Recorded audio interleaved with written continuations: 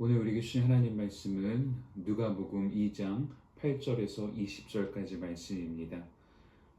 누가복음 2장 8절에서 20절.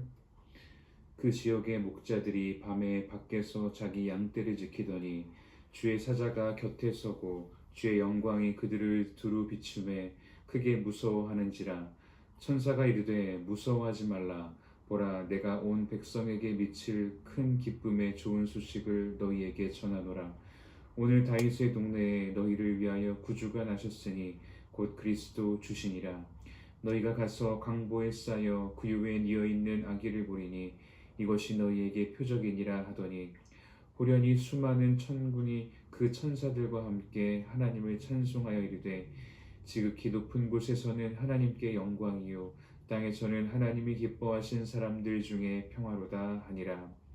천사들이 떠나 하늘로 올라가니 목자가 서로 말하되, 이제 베들레헴으로 가서 주께서 우리에게 알리신 바 이 이루어진 일을 보자 하고, 빨리 가서 마리아와 요셉과 그 위에 누인 아기를 찾아서 보고 천사가 자기들에게 이 아기에 대하여 말한 것을 전하니, 듣는 자가 다 목자들이 그들에게 말한 것들을 놀랍게 여기되 마리아는 이 모든 말을 마음에 새기어 생각하니라.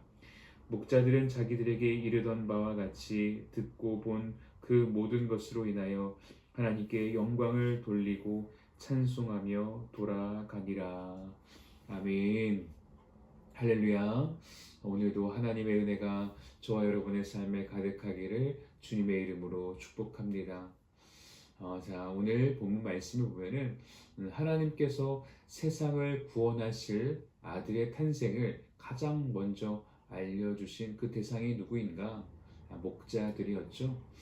우리 생각에는 성전의 제사장과 같이 어떤 종교 지도자들이 들어야 될 것 같은데, 하나님의 생각은 달랐던 것 같습니다.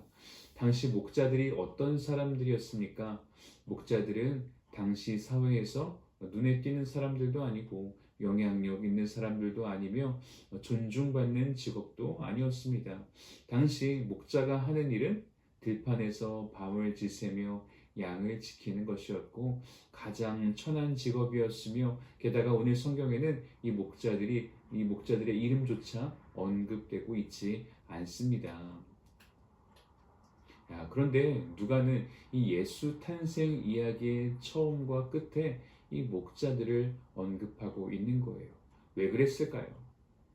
여기에서 우리는 예수님께서 오신 목적을 알 수가 있습니다.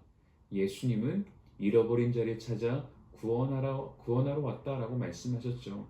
가장 낮은 곳, 소외된 자들에게 찾아오심으로 이 복음은 자격 없는 자에게 은혜로 주어지는 선물임을 다시 한번 가르쳐 주시는 것입니다. 만약에 예수님께서 어느 정도 수준이 되는 사람에게 오셨다면 그 수준에 못 미치는 사람은 절망스러울 것입니다. 그러나 가장 낮은 사람, 가장 소외된 사람에게 찾아오심으로 이 선물이 모든 사람을 위한 선물임을 알려주시는 거예요. 그렇기 때문에 성탄은 잘 준비된 사람들에게 주어진 상이 아니라 아무 준비도 되지 않은 사람들에게 주어진 은혜라는 것입니다. 복음은 우리가 올라가서 붙잡는 것이 아니라 하나님께서 가장 낮은 곳으로 내려와 우리의 손에 쥐어주시는 선물입니다. 그래서 오늘 말씀을 통해 우리가 물어야 되는 것은, 나는 얼마나 괜찮은 사람이냐가 아니라 나는 얼마나 낮은 곳에 있느냐입니다.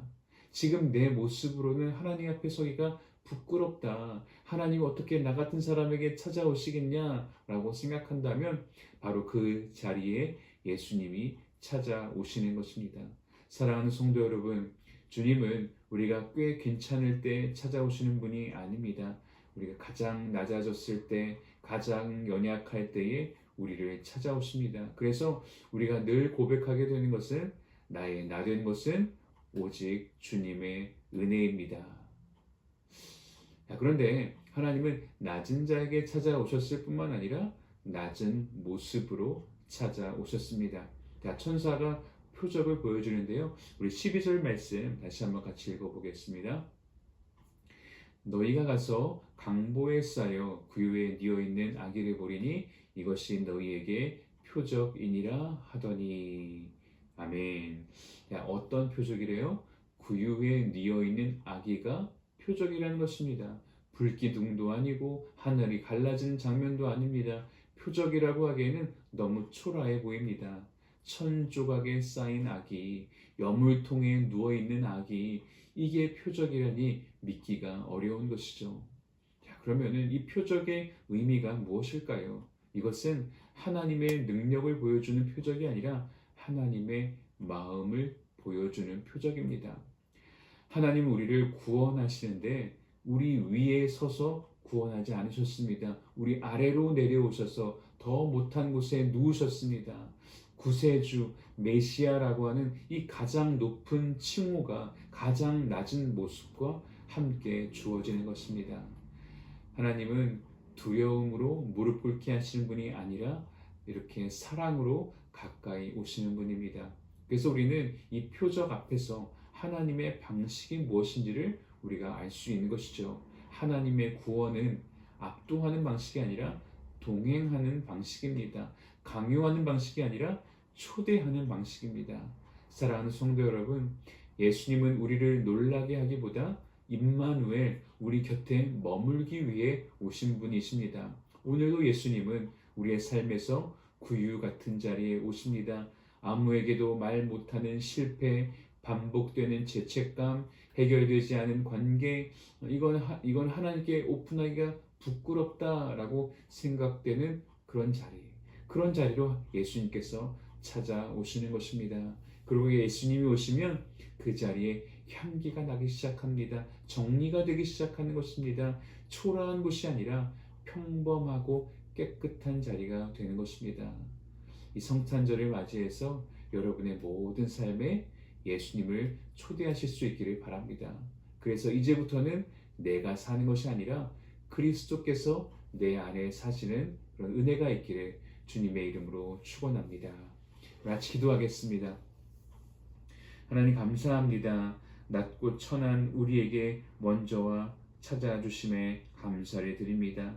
주님과 함께함으로 우리의 삶에 그리스도의 향기가 나게 하여 주시고 우리의 삶이 주 안에서 아름답게 정리되게 하여 주시옵소서. 예수님의 이름으로 기도하옵나이다. 아멘.